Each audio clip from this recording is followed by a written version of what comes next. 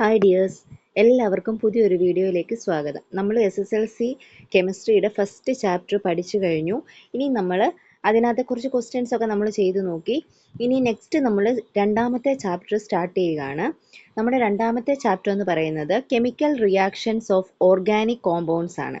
അതായത് നമ്മൾ ഒരുപാട് ഓർഗാനിക് കോമ്പൗണ്ടുകളെ കുറിച്ച് നമ്മൾ കഴിഞ്ഞ ക്ലാസ്സിൽ അല്ലെങ്കിൽ കഴിഞ്ഞ ഫസ്റ്റ് ചാപ്റ്ററിൽ നമ്മൾ പഠിച്ചു. സോ ഇനി അതിൻ്റെ റിയാക്ഷൻ ആണ് നമ്മൾ പഠിക്കാൻ പോകുന്നത്. ഓക്കെ, അതാണ് chemical reactions of organic compounds. അതായത് ഓർഗാനിക് സംയുക്തങ്ങൾ തമ്മിലുള്ള രാസപ്രവർത്തനങ്ങൾ എന്തൊക്കെയാണെന്നാണ് നമ്മൾ രണ്ടാമത്തെ പാഠത്തിൽ പഠിക്കാൻ പോകുന്നത്. അപ്പം നമുക്ക് മെയിനായിട്ട് 5 തരത്തിലുള്ള കെമിക്കൽ റിയാക്ഷൻസ് ആണ് നിങ്ങൾക്ക് പഠിക്കാനുള്ളത്. എത്രയാ? 5 തരത്തിലുള്ള കെമിക്കൽ റിയാക്ഷൻസ് നമുക്ക് പഠിക്കാനുണ്ട്. അപ്പോൾ ഈ 5 കെമിക്കൽ റിയാക്ഷൻസ് ആണ് ഞാനിവിടെ കൊടുത്തിരിക്കുന്നത്. First one substitution reaction, second one addition reaction, third polymerisation, fourth thermal cracking, fifth combustion. അതായത് ആദ്യത്തേത് സബ്സ്റ്റിറ്റ്യൂഷൻ റിയാക്ഷൻ അല്ലെങ്കിൽ ആദേശ രാസപ്രവർത്തനം. ആദേശ രാസപ്രവർത്തനങ്ങൾ അല്ലെങ്കിൽ സബ്സ്റ്റിറ്റ്യൂഷൻ റിയാക്ഷൻ ആണ് ആദ്യം പഠിക്കാനുള്ളത്. രണ്ടാമത് പഠിക്കാനുള്ളത് അഡീഷൻ റിയാക്ഷൻ. മൂന്നാമത്തേത് പോളിമറൈസേഷൻ. ഓക്കെ, നാലാമത് തെർമൽ ക്രാക്കിംഗ്, താപീയ വിഘടനം. അഞ്ചാമത്തെ കമ്പഷൻ, ജ്വലനം. ഓക്കെ, ഇത്രയും റിയാക്ഷൻസ് ആണ് നമുക്ക് പഠിക്കാനുള്ളത്. അപ്പം നമുക്ക് ഇന്ന് ഞാൻ ഈ വീഡിയോയിൽ ആദ്യത്തെ നമുക്ക് സബ്സ്റ്റിറ്റ്യൂഷൻ റിയാക്ഷൻ എങ്ങനെയാണ് നടക്കുന്നതെന്നാണ് പറയാൻ പോകുന്നത്. Okay, first one നോക്കിയേ, substitution reaction. A reaction in which an atom or a group in a compound is replaced by another atom or a group is called substitution reaction. അതായത് ഒരു സംയുക്തത്തിലെ ഒരു ആറ്റത്തെ മാറ്റിയിട്ട് ആ ആറ്റത്തിൻ്റെ സ്ഥാനത്ത് മറ്റൊരു ആറ്റമോ അല്ലെങ്കിൽ ഒരു ആറ്റം ഗ്രൂപ്പോ വന്നു ചേരുന്ന രാസപ്രവർത്തനങ്ങളെയാണ് നമ്മൾ സബ്സ്റ്റിറ്റ്യൂഷൻ റിയാക്ഷൻ അല്ലെങ്കിൽ ആദേശ രാസപ്രവർത്തനങ്ങൾ എന്ന് പറയുന്നത്. അതായത് ഒന്നുമില്ല, ഒരു കോമ്പൗണ്ടിൽ ഒരാറ്റത്തെ നമ്മൾ മാറ്റിയിട്ട് അതിൻ്റെ സ്ഥാനത്ത് വേറൊരാൾ വന്നിരിക്കുന്നു. ഓക്കെ, ഇങ്ങനെയുള്ള രാസപ്രവർത്തനങ്ങളെയാണ് നമ്മൾ സബ്സ്റ്റിറ്റ്യൂഷൻ റിയാക്ഷൻ എന്ന് പറയുന്നത്. അപ്പം നമുക്ക് ആദ്യമായിട്ട് സബ്സ്റ്റിറ്റ്യൂഷൻ റിയാക്ഷൻ ഒരു കോമ്പൗണ്ടിൽ എങ്ങനെയാണ് നടക്കുന്നതെന്ന് നമുക്ക് നോക്കാം. ആദ്യത്തെ ഒരു എക്സാമ്പിൾ ഞാൻ ഇവിടെ കൊടുത്തിരിക്കുന്നത് reaction of methane with chlorine in the presence of sunlight. അതായത് ഒരു മീഥൈൻ ക്ലോറിനുമായിട്ട് സൺലൈറ്റിൻ്റെ പ്രസൻസിൽ റിയാക്ട് ചെയ്യുമ്പോൾ എന്തൊക്കെ പ്രോഡക്ട്സ് ആണ് കിട്ടുന്നത് അല്ലെങ്കിൽ എങ്ങനെയാണ് ആ റിയാക്ഷൻ നടക്കുന്നത് എന്നാണ് നമ്മൾ പഠിക്കാൻ പോകുന്നത്. ഓക്കെ, ഫസ്റ്റ് നമ്മൾ ഓർത്തോണം, നിങ്ങൾക്ക് ഞാൻ ഇതിനകത്ത് നിങ്ങൾക്കൊരു ടിപ്പ് പറഞ്ഞു തരാൻ പോകുന്നത്, നമ്മൾ എപ്പോഴും ഫസ്റ്റ് ചിന്തിക്കേണ്ട ഒരു കാര്യം, സബ്സ്റ്റിറ്റ്യൂഷൻ റിയാക്ഷൻ എന്ന് കേൾക്കുമ്പോൾ നമുക്ക് മനസ്സിൽ ഫസ്റ്റ് വരേണ്ടത് സിംഗിൾ ബോണ്ടിൽ മാത്രം നടക്കുന്ന റിയാക്ഷൻസിനെയാണ് നമ്മൾ സബ്സ്റ്റിറ്റ്യൂഷൻ റിയാക്ഷൻ, അതായത് ആൽക്കെയിൻസ് ആണല്ലോ സിംഗിൾ ബോണ്ടുള്ള കോമ്പൗണ്ടുകൾ. അപ്പോൾ സിംഗിൾ ബോണ്ടിൽ, അതായത് സിംഗിൾ ബോണ്ടുള്ള ആൽക്കെയിൻസിൽ മാത്രം നടക്കുന്ന റിയാക്ഷൻസ് ആണ് സബ്സ്റ്റിറ്റ്യൂഷൻ റിയാക്ഷൻ. അപ്പം നിങ്ങൾ എക്സാമിന് നിങ്ങൾക്കൊരു റിയാക്ഷൻ തരുമ്പോൾ ഫസ്റ്റ് നിങ്ങൾ നോക്കുക, ഇത് ഏത് സിംഗിൾ ബോണ്ടാണോ, ഡബിൾ ബോണ്ടാണോ, ട്രിപ്പിൾ ബോണ്ടാണോ, എങ്ങനെയാണ് ഇത് തന്നിരിക്കുന്നതെന്ന് ആദ്യം നോക്കുക. സിംഗിൾ ബോണ്ടിലാണ് നിങ്ങൾക്ക് ക്വസ്റ്റ്യൻ വന്നിരിക്കുന്നതെങ്കിൽ നിങ്ങൾക്ക് ഉറപ്പിക്കാം അത് സബ്സ്റ്റിറ്റ്യൂഷൻ റിയാക്ഷൻ ആയിരിക്കും. ഓക്കെ, ഇവിടെ ഞാൻ കൊടുത്തിരിക്കുന്നത് നോക്കിയേ, CH4Cl2 അല്ലേ, CH4Cl2. CH4Cl2നെ നമുക്ക് എങ്ങനെയാണ് റിയാക്ഷൻ നടക്കുന്നത് നോക്കാം. ഫസ്റ്റ് നമുക്ക് എന്താ ചെക്ക് ചെയ്യേണ്ടത്, ഇത് സിംഗിൾ ബോണ്ട് ആണോ എന്ന് നോക്കുക. എങ്ങനെയാണ് നമ്മൾ സിംഗിൾ ബോണ്ട് ആണോ നോക്കുന്നത്? നമ്മൾ ഫസ്റ്റ് ചാപ്റ്ററിൽ പഠിച്ചു, സിംഗിൾ ബോണ്ട് ആണോ നോക്കാനുള്ള ഒരു ഇക്വേഷൻ CnH2n+2 അല്ലേ. അതായത് കാർബണിൻ്റെ എണ്ണത്തിനോട് 2 കൂട്ടുമ്പോൾ കിട്ടുന്ന സംഖ്യയുടെ ഇരട്ടിയാണ് ഹൈഡ്രജന്റെ എണ്ണമെങ്കിൽ അത് സിംഗിൾ ബോണ്ട് ആയിരിക്കും. ഇവിടെ കാർബണിന്റെ എണ്ണം എത്ര? 1, ഒരു കാർബണാണുള്ളത്. അപ്പം 1ന്റെ ഇരട്ടി എന്ന് പറയുമ്പം 2, 2നോട് 2 കൂട്ടുമ്പോൾ 4. സോ ഹൈഡ്രജൻ 4 വന്നിരിക്കുന്നത്. അപ്പം നമുക്ക് മനസ്സിലായി ഇത് സിംഗിൾ ബോണ്ട് ആണ്. ഓക്കെ, ഇങ്ങനെയാണ് നിങ്ങൾക്ക് സിംഗിൾ ബോണ്ട് ആണോ എന്ന് ഐഡന്റിഫൈ ചെയ്യാൻ പഠിക്കേണ്ടത്. ഓക്കെ, അപ്പോൾ ഇത് സിംഗിൾ ബോണ്ട് ആണെന്ന് മനസ്സിലായി. ഇനി സിംഗിൾ ബോണ്ട് ആണെന്ന് മനസ്സിലായി കഴിയുമ്പോൾ നമുക്ക് മനസ്സിലാക്കാം ഇത് സബ്സ്റ്റിറ്റ്യൂഷൻ റിയാക്ഷൻ ആണ് അല്ലേ? സോ കാർബൺ ആറ്റത്തിന്റെ എണ്ണത്തിന്റെ ഇരട്ടിയോട് 2 കൂട്ടിയാൽ കിട്ടുന്നതാണ് ഹൈഡ്രജന്റെ എണ്ണമെങ്കിൽ അത് സിംഗിൾ ബോണ്ട് ആയിരിക്കും. ഓക്കെ, അപ്പോൾ ഇത് സിംഗിൾ ബോണ്ട് ആണെന്ന് നമുക്ക് മനസ്സിലായി. ഇനി നമുക്ക് ഇതിനകത്ത് എങ്ങനെയാണ് റിയാക്ഷൻ നടക്കുന്നത് നോക്കാം. ഇവിടെ നിങ്ങൾ നോക്കിയേ, CH4 പ്ലസ് Cl2 ഇത്രയേ ഉള്ളൂ കാര്യം. ഇതിനെ നമുക്ക് എന്തോ സൺലൈറ്റിന്റെ പ്രസൻസിലാണ് നമുക്ക് റിയാക്ഷൻ നടക്കുന്നത്. ഇവിടെ നമുക്ക് സംഭവിക്കുന്ന എന്താന്ന് വെച്ചാൽ ഒന്നുമില്ല, ഇവിടെ നിന്നൊരു ഹൈഡ്രജൻ, അതായത് ഇവിടെ നിന്നൊരു ഹൈഡ്രജൻ ഇങ്ങോട്ട് കൊടുക്കുക, ഇവിടെ നിന്നൊരു ക്ലോറിൻ തിരിച്ച് ഇങ്ങോട്ട് വാങ്ങുക. മനസ്സിലായോ? ഇത്രയേ ഉള്ളൂ. ഇതാണ് സബ്സ്റ്റിറ്റ്യൂഷൻ റിയാക്ഷൻ. ഒരു ഹൈഡ്രജനെ കൊടുക്കുക, ഒരു ക്ലോറിൻ ഇപ്പുറത്തോട്ട് വാങ്ങുക. അപ്പം ഇവിടെ ഒരു ഹൈഡ്രജനെ കൊടുക്കുമ്പോൾ ഇവിടുത്തെ പ്രോഡക്റ്റ് എന്തായിരിക്കും? CH4 എന്ന് പറയുന്ന 4 ഹൈഡ്രജനിൽ നിന്ന് ഒരു ഹൈഡ്രജൻ പോയി കഴിയുമ്പോൾ ബാക്കി എത്രയാണ് ഉള്ളത്? CH3. പിന്നെ ഇവിടോട്ട് ഒരു ക്ലോറിൻ വന്ന് ആഡ് ചെയ്തിട്ടുണ്ട്. സോ ക്ലോറിൻ അവിടെ എഴുതി CH3Cl പ്ലസ് ഇവിടെ എന്തൊക്കെയാണ് ഉള്ളത്? ഇവിടെ നിന്നൊരു ഹൈഡ്രജൻ പോയിട്ടുണ്ട്, H, ഒരു ക്ലോറിൻ ഇവിടെ കിടപ്പുണ്ട്, സോ HCl. മനസ്സിലായോ? CH3Cl പ്ലസ് HCl എന്താണ് പ്രോഡക്റ്റ്? CH3. അതായത് ഇവിടെ നിന്നൊരു ഹൈഡ്രജൻ പോയി കഴിയുമ്പോൾ ഇവിടെ 3 ഹൈഡ്രജനേ ഉള്ളൂ, ആ CH3 എഴുതി. ഇവിടെ നിന്നൊരു ക്ലോറിൻ ഇങ്ങോട്ട് വന്നു, ആ ഒരു ക്ലോറിൻ ഇവിടെ എഴുതി. അതിനുശേഷം ബാക്കി ഇവിടെ എന്താ ഉള്ളത്? ഇവിടെ നിന്നൊരു ഹൈഡ്രജൻ പോയിട്ടുണ്ട്, ആ ഹൈഡ്രജനെ എഴുതി.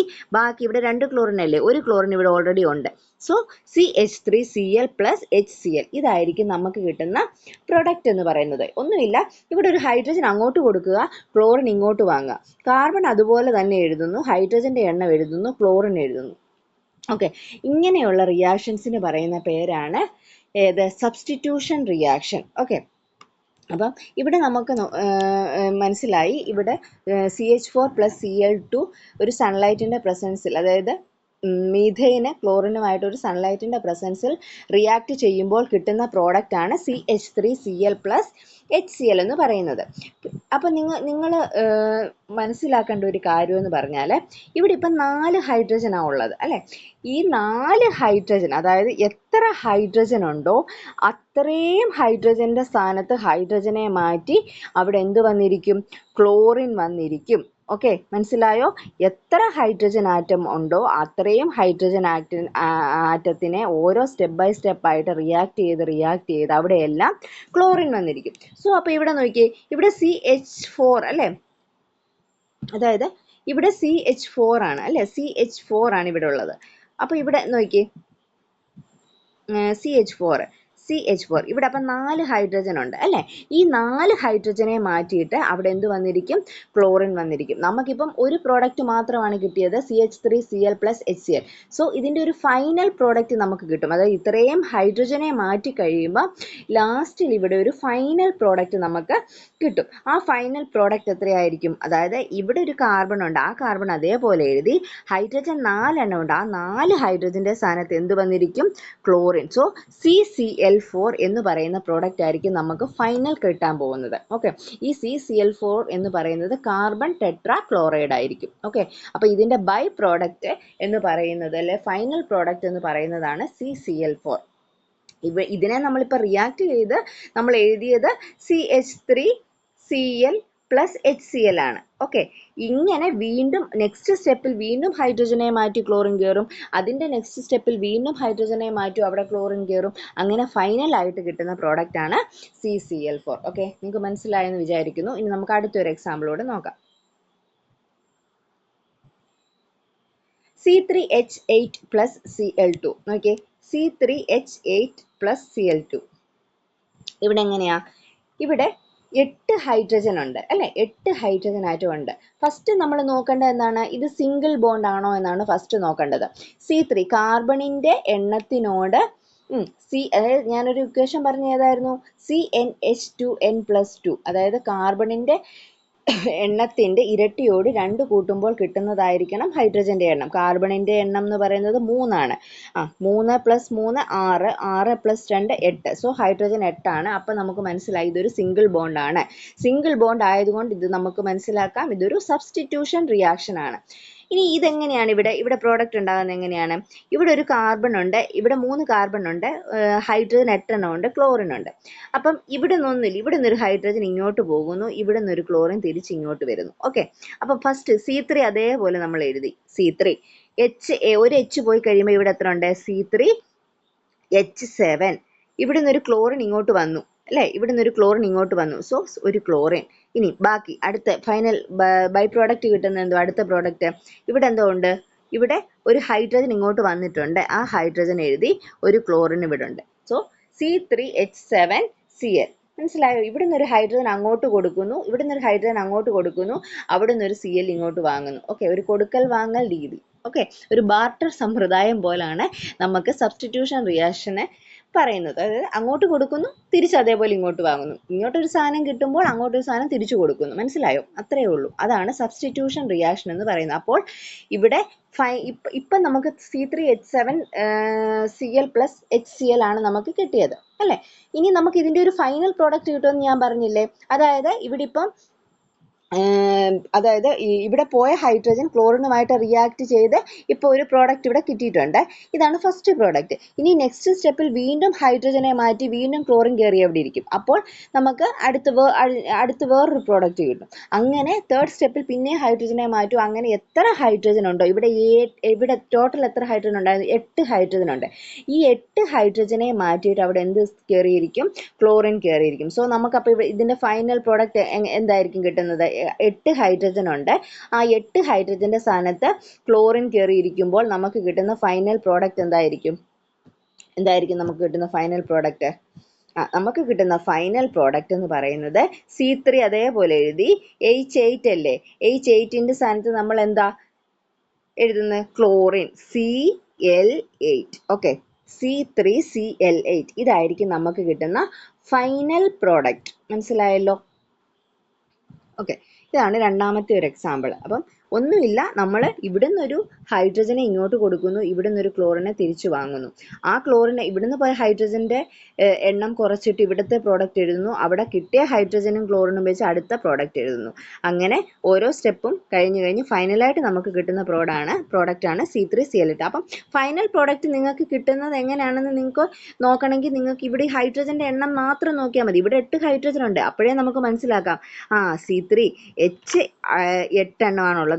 അപ്പോൾ നമുക്ക് മനസ്സിലാക്കാം ക്ലോറിൻ ഈ 8 എണ്ണത്തിന്റെ സ്ഥാനത്ത് ക്ലോറിൻ കയറിയിരിക്കും. അപ്പം നമുക്കറിയാം C3 ക്ലോറിന്റെ Cl ആണെന്നറിയാം, 8 എണ്ണം എഴുതി.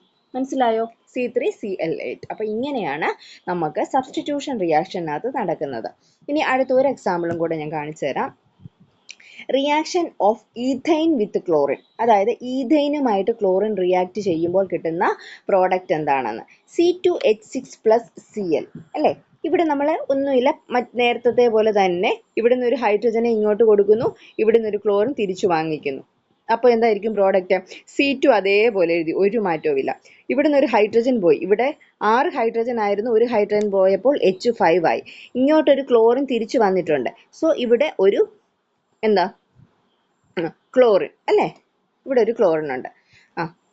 ഇവിടെ Cl2 ആണ്. നെക്സ്റ്റ് പ്ലസ് ഇവിടോട്ടൊരു ഹൈഡ്രജൻ പോയി, ഇവിടെ ഒരു ക്ലോറിൻ ഉണ്ട്. So C2H5Cl plus HCl. ഇതാണ് നമ്മുടെ ഫസ്റ്റ് പ്രോഡക്റ്റ് കിട്ടിയത്. ഓക്കെ, ഈ പോയ ഹൈഡ്രജൻ വീണ്ടും ക്ലോറിനുമായിട്ട് റിയാക്ട് ചെയ്ത് വീണ്ടും ഒരു പ്രോഡക്റ്റ് കിട്ടും. പിന്നെ അടുത്ത സ്റ്റെപ്പിൽ വീണ്ടും ഹൈഡ്രജൻ മാറ്റി ക്ലോറിൻ കയറും. അപ്പോൾ എന്തുവാകും? C2H4Cl2 ആകും. വീണ്ടും തേർഡ് സ്റ്റെപ്പിൽ ഹൈഡ്രജനെ മാറ്റും. അങ്ങനെ എത്ര ഹൈഡ്രജൻ ഉണ്ടോ അത്രയും ഹൈഡ്രജനെ മാറ്റിയിട്ട് നമുക്ക് ഫൈനൽ കിട്ടുന്ന പ്രോഡക്റ്റ് എന്തായിരിക്കും? ഇവിടെ C2 അതേപോലെ എഴുതി, 6 ഹൈഡ്രജൻ ഉള്ളത് കൊണ്ട് 6 ഹൈഡ്രജന്റെ സ്ഥാനത്ത് നമുക്ക് Cl കയറിയിരിക്കും. So C2Cl6 hexachloroethane ആയിരിക്കും നമുക്ക് ഫൈനൽ കിട്ടുന്ന പ്രൊഡക്റ്റ് എന്ന് പറയുന്നത്. ഓക്കെ, അപ്പം സബ്സ്റ്റിറ്റ്യൂഷൻ റിയാക്ഷൻ എല്ലാവർക്കും മനസ്സിലായോ? സബ്സ്റ്റിറ്റ്യൂഷൻ റിയാക്ഷൻ നടക്കുന്നത് സിംഗിൾ ബോണ്ട് ഉള്ള കോമ്പൗണ്ട്സിലാണ്, അതായത് ആൽക്കെയിൻസുകളിലാണ് നമുക്ക് സബ്സ്റ്റിറ്റ്യൂഷൻ റിയാക്ഷൻ നടക്കുന്നത്. സബ്സ്റ്റിറ്റ്യൂഷൻ റിയാക്ഷനിൽ ഒരു ആറ്റം മറ്റൊരു ആറ്റത്തെ റീപ്ലേസ് ചെയ്യുന്നു അല്ലേ.